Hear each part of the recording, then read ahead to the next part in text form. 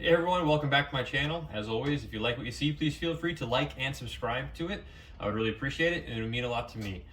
I am sitting in my brand new to me 2013 Haulmark Edge trailer. I feel like I got a pretty decent price on it. However, I am definitely realizing very quickly as to why I got that decent price as I find more and more things that are wrong with it. However, the point of this video is not to tell you all the things that are wrong with it, which I'll do anyway. It is to show and showcase the build that I plan on doing with it. So I've always been about cars and never been about trailers, but I finally decided that now is the time for me to get something that I can store stuff in the meantime in between racetracks, and something that I can also sleep in when I'm at the track, because my biggest pet peeve is having to pay for a hotel room when I'm at the track. And so in the past, I've slept in cars, or I've slept in hotel rooms on the track, places like VIR and everywhere else. But it would be really nice to have something that I can call my own and make my own and do everything that I want to do with it.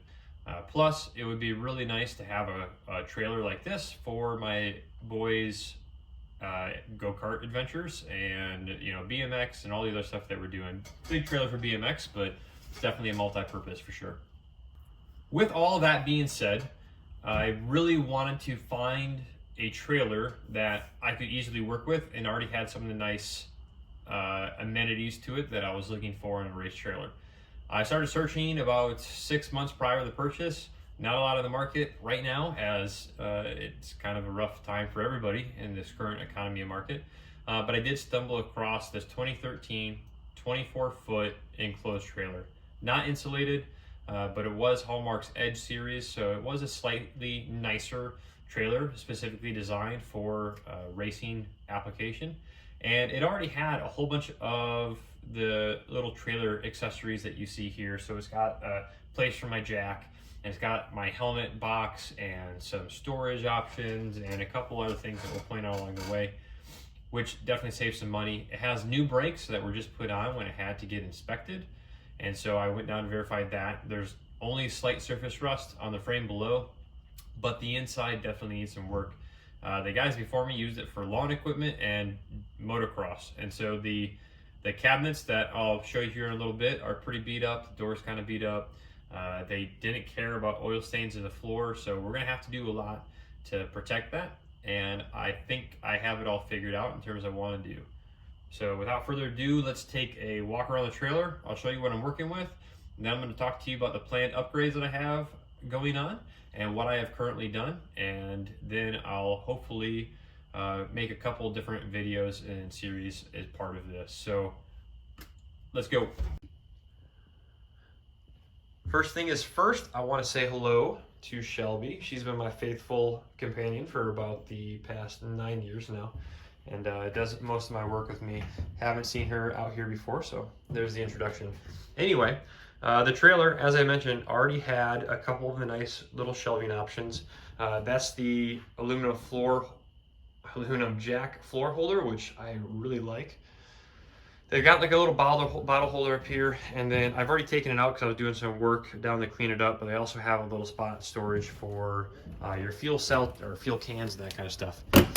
Inside here, I was really excited to find that they already have a winch that works very well. It's a 5,000-pound winch, and they had a battery back here, which I know is very hard to see at the current moment, that I had to kind of figure out. Unfortunately, it was completely dead. They had it wired wrong, which I'll talk to in a little bit, and nothing was going to it for charging. So it was pretty bad, but we got lots of space down here, extremely dirty, got to clean it out. Need to work on finding a new lock for this, as they didn't have the key for it, and all the drawers like to open up. But it did come with a toolbox in it, which will be nice. The countertop is extremely sturdy, very solid, and no issues. As you can see, the floor is pretty stained. They just didn't care, I guess, which kind of stinks because that's soaked into the wood pretty permanently. And we'll have to figure out what I'm gonna do. I think my intent is going to just try to do some like Thompson's water sealer and coat it pretty well, and then I'm gonna do like a tile on top, which I'll show you here in just a second. There is some water damage that I noted. It looks like they already fixed it. They sealed it up top, and the water damage is older. I've taken this down to kind of get access to the ceiling for an AC unit that I want to put in, and I'll walk you through that here in just a little bit. The worst part about this trailer so far has definitely been the wiring. Unfortunately, the guys before me didn't quite know what they were doing, I would say. And so they, insert terrible picture here, attempted a few things and explained why I couldn't charge my battery. Nothing was getting power to back. I didn't have lights in the trailer or anything. So I had to redo the complete wiring, which is why I don't have a time-lapse video of anything that I've done up to. Because I do most of my work at night, I had to fix the wiring. I had to install new LED lights and take care of all that before I could do some videos, but we'll walk you through what I've already done. So kind of moving on to the upgrades, I have installed a power jack, which I'm really excited for.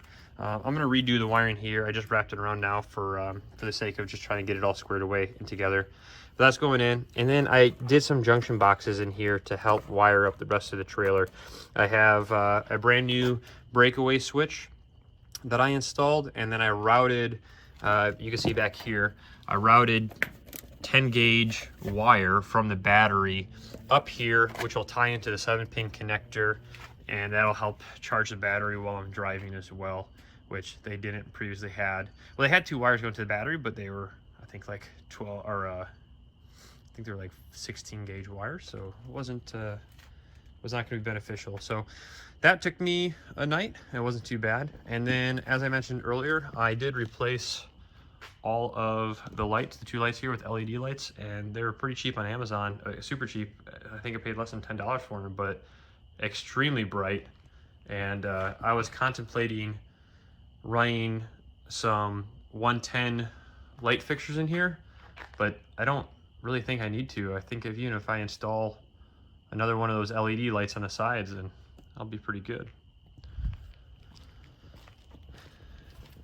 The best part about this trailer is that it already has Racecar decals. The previous owner was a Porsche guy, and so there's a Porsche Club of America sticker on here on the side, and then a Porsche decal on the back. I fully intend to leave those on the trailer so I can disappoint every single person that is waiting for me to open it up when they see a Fox body roll out. So that's definitely the plan. Anyway, moving on. This boxes and my disaster of a garage have been parts that I have ordered after I sold my old open trailer. So the intent, like I said before, was to kind of do like a water sealer on the floor. And then after we do the water sealer, I have, race deck. Well, this is like the slightly cheaper version of race deck, garage tiles or whatever it's called. But it's pretty nice. They interlock together. And I'm going to do the checkerboard style with that dark gray and red and lay those down. They actually fit perfectly in the width of the trailer. So when I lay 8 of them across from end to end, there's no cutting required. And the only cutting that I see happening will be by the door and the wheel wells there for the trailer. So that worked out extremely well. My other plan is to install a panel for 110 wiring. I plan on routing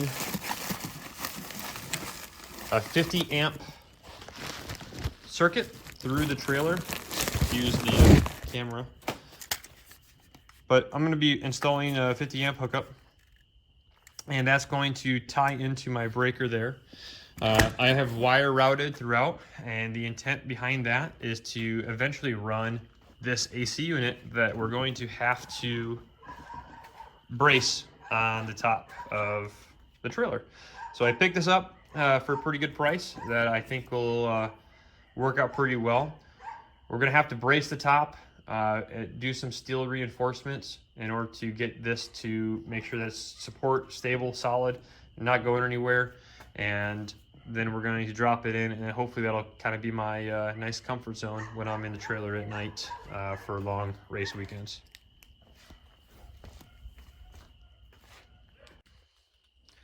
Moreover, I did pick up a couple extra little organizational tools. So I've got a nice holder here for my extension cord, which is a 50 amp extension cord. I've got some more storage for oil and other bottles. I've got a hook here that I can use for hanging up like tie-down straps and everything else.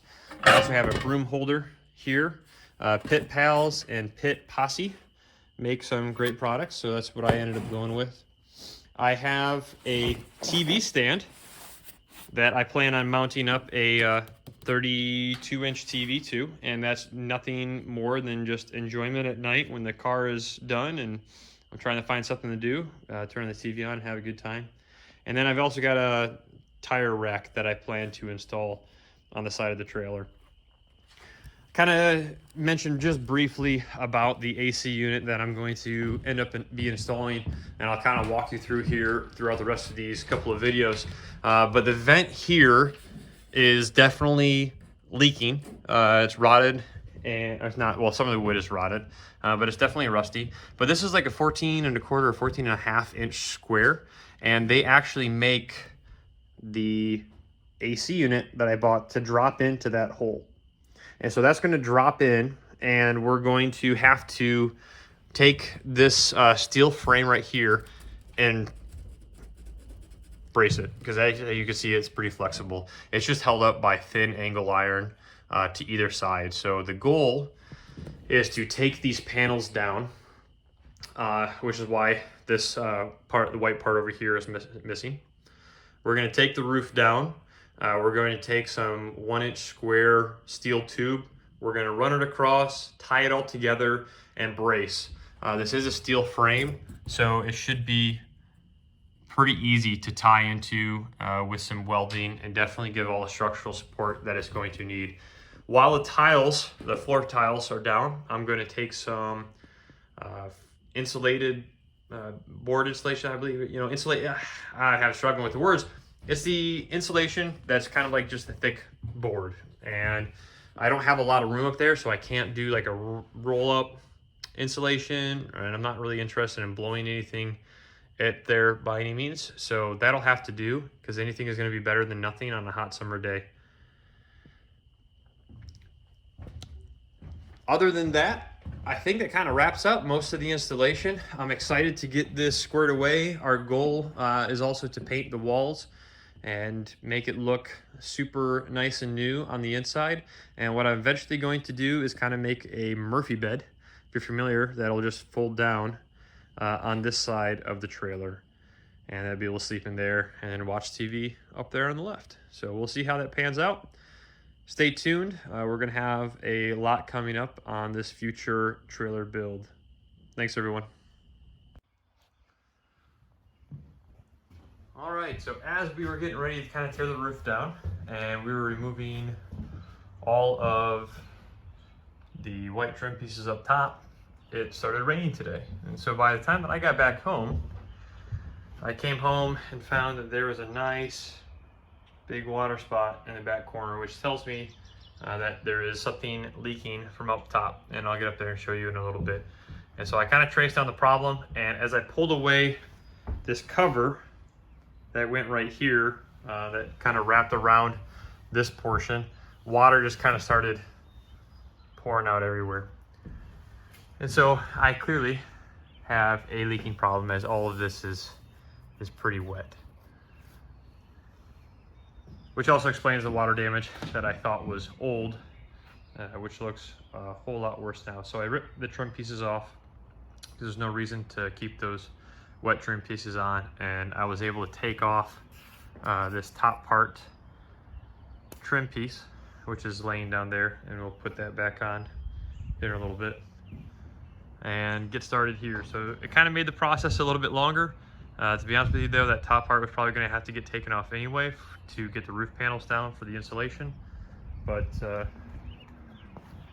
we did it a little bit quicker timeline. So as we go up the ladder here, I'll showcase the top. It's definitely dirty, but what I think is happening is just the sealant is old, and you can see the water, it piles up here. It's probably seeping down and in, and then coming back down into the trailer, and that's kind of my best guess. So we're gonna have to scrape all of that up, reseal that. The other thought I did have is that it's kind of leaked down here, and you can kind of see it here and it was getting caught up and leaking down in, but I don't think that's the case. I have a feeling it's more or less coming from inside here based on what I saw on the inside. So now that it is daylight, do a kind of a better walk around. It's dirty, it needs to be cleaned up, but it looks pretty good for all things considered. Definitely give it a good power wash. That little vent there is for the battery box. I still need to get a spare tire. I did set up my weight distribution hitch and got that all lined properly, and man, it tows a lot better with that set up correctly. Tires all need to be replaced, they're old. I would like to get new rims when money allows. And then this board down here definitely needs to be replaced as well.